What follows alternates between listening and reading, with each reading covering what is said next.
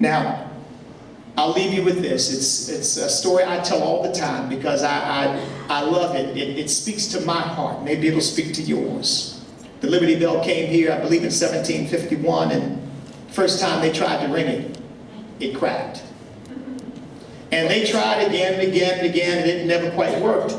Now, I didn't know this for a long time, but in my research on this story, I later found out the breach was so bad that they actually melted it down and recast it. The Liberty Bell that's now there is not the original one. It was melted down, recast it, changed the elements a little bit, hoping to make it usable. Tried to ring it the first time, it cracked. And of course, the last time they rang it was the day before George Washington's birthday, 1846, in honor of his birthday, and it cracked, and the breach became so large that it's never been rung since. The poignancy of the story for me is this: liberty was never meant to ring in a bell. That's why it would never work. That's right. That God wanted liberty to ring in the hearts of the American people. Yeah. To be the ones to lift up our voices and say to our children and to our neighbors and to our friends the value of freedom and our responsibility to preserve it. Folks, people say to me, don't you catch a lot of flack? Yes, I do. I do. In fact, my scheduler called me the other day. She said, Bishop Jackson, we just got a very nasty call from a member of the Black Panther Party. You know what I say? So what? So what? Because listen, folks. Michael Mansour was fighting on a roof in Iraq when they threw a grenade up. He saw the grenade, did not have time to warn his compatriots there, and he jumped on the grenade. He died. All of his fellow special ops soldiers lived. He got the Medal of Honor posthumously. Now that's sacrifice. Yeah. I'm not about to stand here and twist my arm trying to pat myself on the back because somebody doesn't like what I have to say, and therefore I should be rewarded like I'm some sort of great hero. I mean, what we're doing compared to what's been done is not that great, folks. The sacrifice is not that big. You know, people introduce me, and I'm glad Pastor Michael did it the way he did it, because I hate these long introductions and, you know, saying all these accolades, because I'll be very honest, I don't feel like I've done very much. I certainly don't feel like I've done enough for what this country has done for me. So don't back down, don't back up, don't give in, don't get tired, don't get discouraged. So much more has been done to preserve our freedom than what we yet have to do. And if we do what we need to do now, we shouldn't ever have to do it with violence.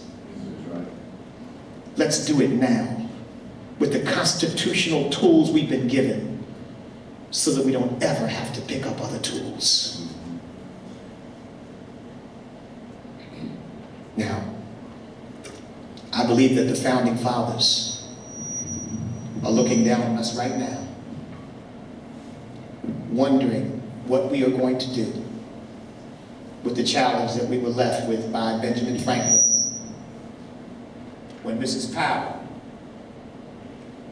asked him the question as he came out of the Constitutional Convention.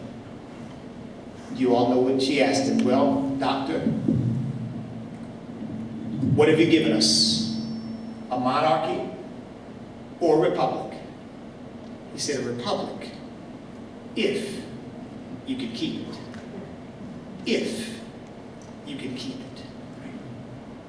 George Washington warned us in notes that he made for his first inaugural address that he never gave, that the known barriers of the Constitution could be leaped over by boundless ambition and corrupted morals. They are looking down to see what we are going to do with this moment. It's been a dark 4 years, and I've had people come up to me and say, do you think there'll be another election? Do you think something will happen that will just throw things into chaos. And my hope has always been no, because I believe God is looking down on this country. Amen. Amen.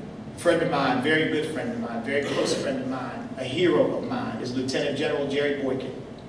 You all know that he was the commander, some of you I'm sure know, he was the commander of the Mogadishu battle. He was commanding Black Hawk Down.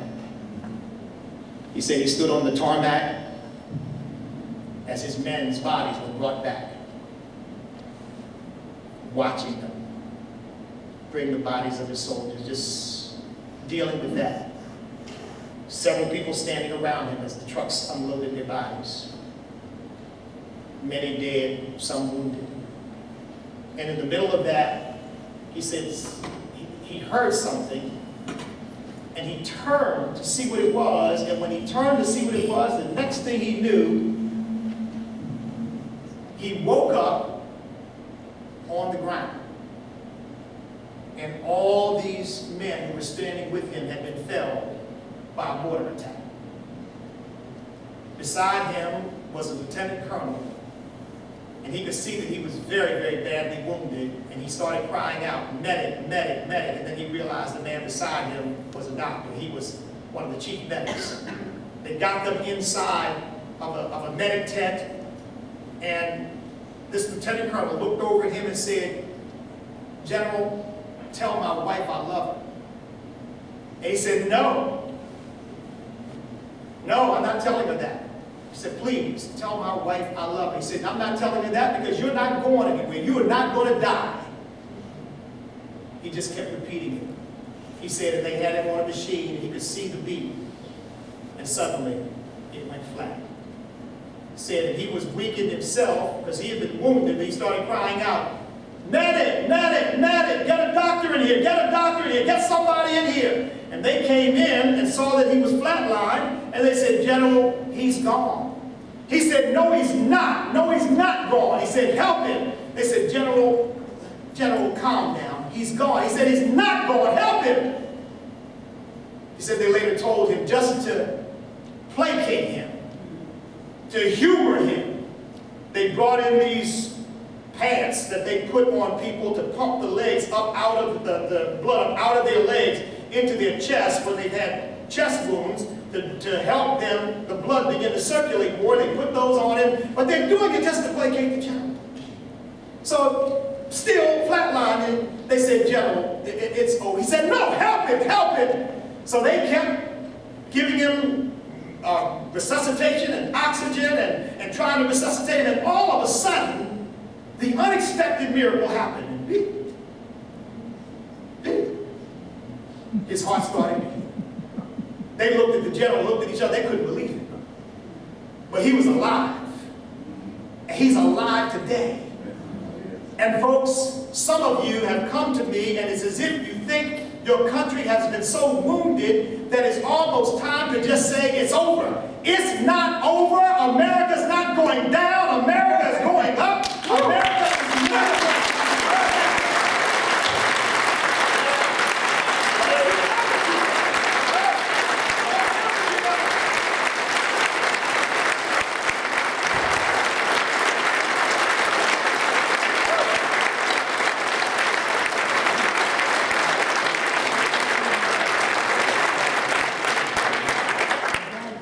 Founding fathers looking down on us. I believe generations to come will look back at us.